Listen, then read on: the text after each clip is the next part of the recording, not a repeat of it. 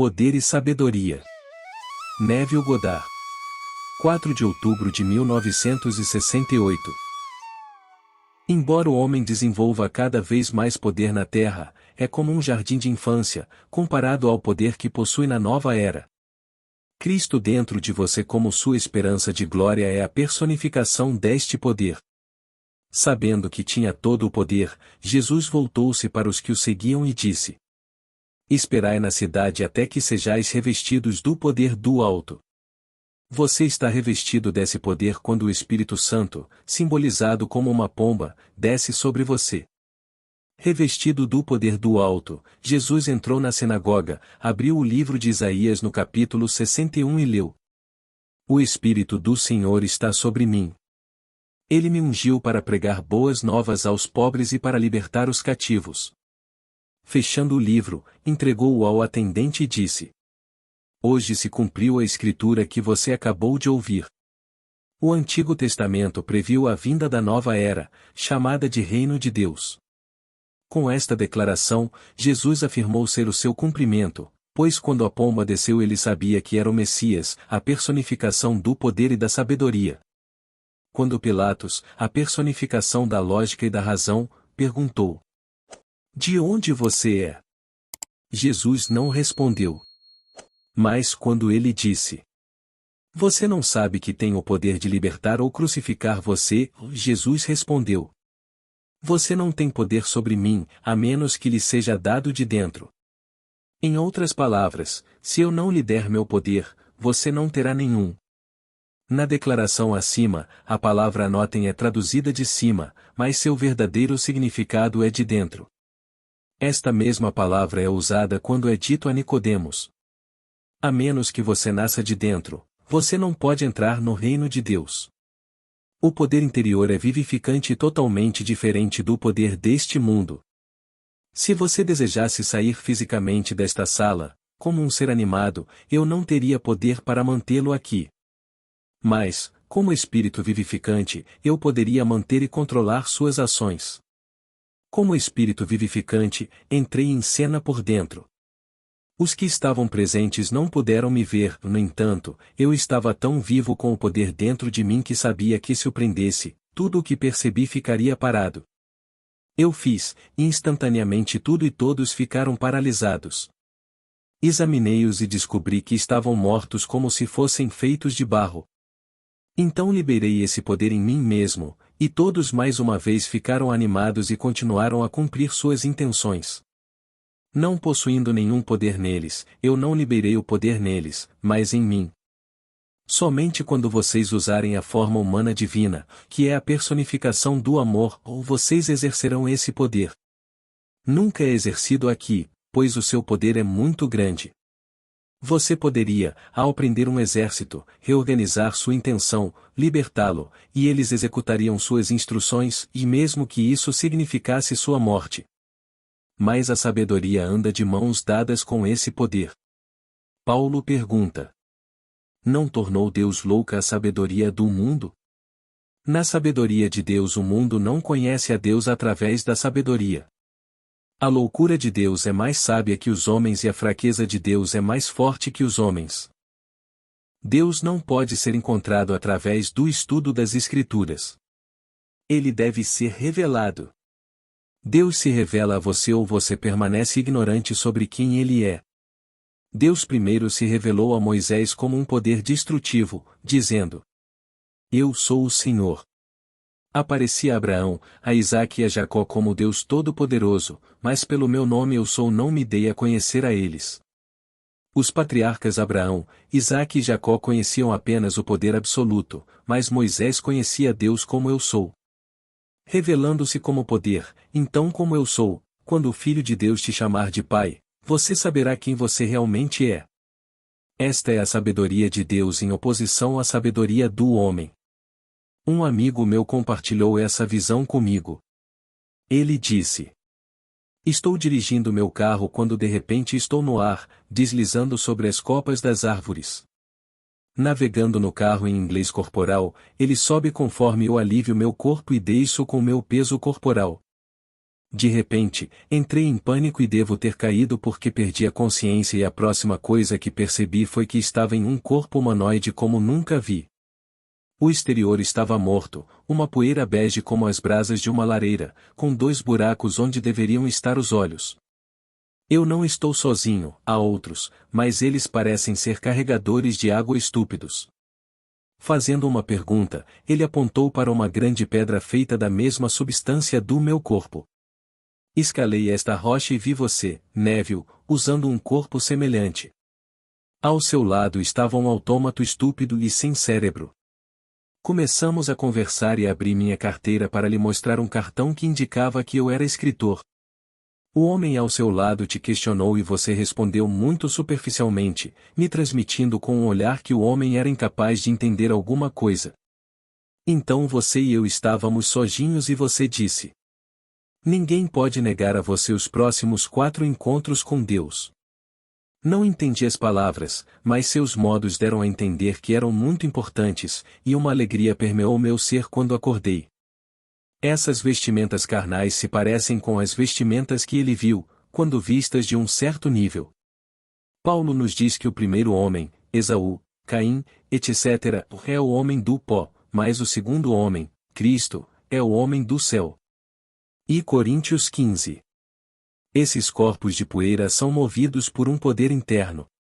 Blake explicou isso tão lindamente, quando disse: aqueles na grande eternidade que contemplam a morte, este mundo, dizem assim: o que parece ser é, para aqueles a quem parece ser, e é produtivo das mais terríveis consequências, para aqueles a quem parece ser, até de tormento, desespero e morte eterna. Mas a misericórdia divina vai além e redime o homem no corpo de Jesus. Cada visão contém um único jato de verdade. Meu amigo que teve a visão agora está sendo redimido, porque ninguém, e mais ninguém, pode impedi-lo de viver os 4 reencontros com Deus, momento em que a misericórdia divina o redime no corpo de Jesus.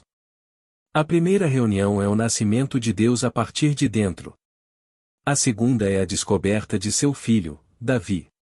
Isto é seguido pela terceira reunião poderosa, quando seu corpo espiritual é dividido em 2 e Deus ascende como uma espiral de relâmpago ao céu.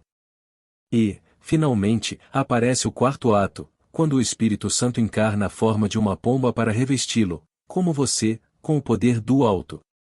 A partir desse momento, você tem consciência de um mundo totalmente diferente.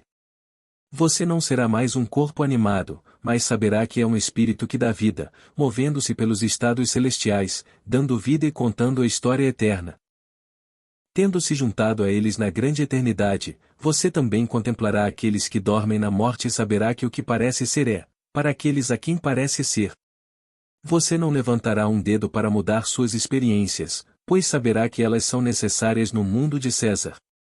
Tendo entrado na nova era, onde não há tempo nem espaço, você descobrirá que está em todos os lugares ao mesmo tempo, se assim desejar, e que é o Criador de tudo. Veja, quando você se esvaziou de seu poder e sabedoria para assumir a forma de um escravo no mundo do tempo, foi ao mesmo tempo uma tragédia e ao mesmo tempo um triunfo. Assim como um otário, que respira e se alimenta de seu progenitor, passa por uma tremenda tragédia quando separado e plantado separadamente, mas ele se torna o progenitor por causa da separação. Portanto, a sua separação é uma tragédia e, no entanto, uma vitória, pois você se torna consciente de ser Deus, o Pai, por causa disso. A queda na decadência e na morte foi planejada propositalmente. Todos estamos despertando e retornando à consciência de sermos um só corpo, um só Espírito, um só Senhor, um só Deus e Pai de todos. Tendo caído na divisão, somos reunidos na unidade de ser o único Pai, reforçada pelas nossas experiências neste mundo de morte.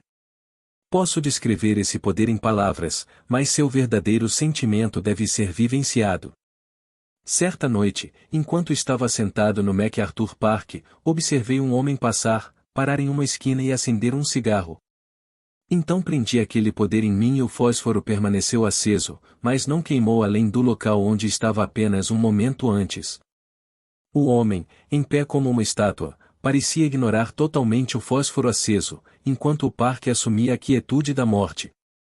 Então liberei o poder dentro de mim e observei o homem apagar o fósforo, jogá-lo fora e continuar andando com os outros. Quando você está revestido do poder do alto, você sente isso, e essas coisas acontecem com você. Por causa da sua descrença, o homem vê esse poder como uma tolice. Assim, Paulo disse aos Coríntios: visto que na sabedoria de Deus o homem não conheceu a Deus pela sabedoria, agradou a Deus, pela loucura daquilo que pregamos, salvar os que creem. Tudo o que você é chamado a fazer é ouvir a história eterna da salvação e acreditar respondendo a ela. Então cuide de sua vida usando seu poder para amortecer os golpes da vida, e quando agradar a Deus, você será salvo. Embora o seu poder aqui seja como um pequeno foguete comparado ao seu poder real, quando você sabe o que quer e acredita que o tem, o seu poder de crença fará com que isso aconteça. Construa uma cena que implique a realização do seu desejo. Dê a ele toda a vivacidade sensorial que você é capaz de dar e descanse sabendo que sua implicação é o poder de trazer o seu desejo para o seu mundo. Você não precisa ser um estudioso brilhante para usar seu poder criativo. Na verdade, quanto mais brilhante você for, menor será a probabilidade de tentar. A chamada mente brilhante acredita apenas naquilo que é físico e visível e, portanto, não acredita que um desejo possa ser satisfeito por um simples ato imaginal. Mas conheço o poder de imaginar, pois sentei-me calmamente na minha cadeira na minha sala de estar, construí uma cena que implicava a realização do meu desejo, dei-lhe todas as qualidades de naturalidade para que parecesse correta, e deixei que fosse. Então, assim como eu jogava uma semente no chão e esperava pela sua maturidade, minha semente de desejo amadureceu e se realizou em meu mundo. Imagine o que você desejar. Acredite que você o receberá e cuidará de seus negócios no mundo com paciência e confiança, sabendo que seu desejo explodirá e se tornará realidade. Use a lei enquanto você permanece na cidade esperando para ser revestido do poder do alto, pois ele virá. Acredite em mim, pois o padrão de salvação de Deus se desdobrou em mim. O drama divino atingiu o seu clímax. Somente a história de César continua, e cada filho nascido de mulher a cumpre. Movendo-se através da tela do espaço durante milhares de anos, o homem experimenta momentos de alegria e tristeza, tristeza e dor, até que a dramática história de Cristo se revela a partir de dentro. Demora 1260 dias desde o primeiro ato poderoso de Deus até o último. Então, se os irmãos decidirem que é sua tarefa permanecer e contar a história, você o fará. Como Paulo, desejo partir. Sinto como se houvesse um espinho no meu lado e rezo para que ele seja removido. Mas permanecerei, sabendo que minha graça é suficiente, pois meu poder se aperfeiçoa na fraqueza. Lembro-me da primeira noite em que conheci Abdullah. Eu havia adiado propositalmente a ida a uma de suas reuniões, porque um homem em cujo julgamento eu não confiava insistiu na minha presença. No final da reunião, AB se aproximou de mim e disse: Neville, você está 6 meses atrasado. Assustado, questionei como ele sabia meu nome, quando disse: os irmãos me disseram que você estaria aqui há 6 meses. Depois acrescentou: permanecerei até que você receba tudo o que devo lhe dar. Então eu partirei. Ele também pode ter desejado ir, mas teve que esperar por mim. Se você leva a sério o estudo da Bíblia, leia o 8º capítulo de Provérbios. Comece com o versículo 22, e à medida que avança até o fim, você descobrirá que tudo se resume à sabedoria. Personificada como uma criança, a sabedoria diz: quem me encontra, encontra a vida e recebe o favor do Senhor. Quem sente minha falta se machuca. Quem me odeia ama a morte. Um dia, encontrando vida em si mesmo, você terá a sabedoria em seus braços e receberá o favor do Senhor. Mas se você preferir ter mais do mundo de César, você odiará a ideia do filho, porque você ama a morte. O mundo e todos os seus conflitos são essenciais para o trabalho que está sendo feito em você. Mas no final, você terá essas 4 reuniões maravilhosas com Deus e se encontrará no reino dos céus. Seu despertar e ressurreição tiram você deste mundo de morte. A descoberta do seu Filho, a sua ascensão ao céu e a descida do Espírito Santo é a sua entrada na nova era, onde você veste o corpo de Cristo, o poder e a sabedoria de Deus. Agora, vamos entrar no silêncio.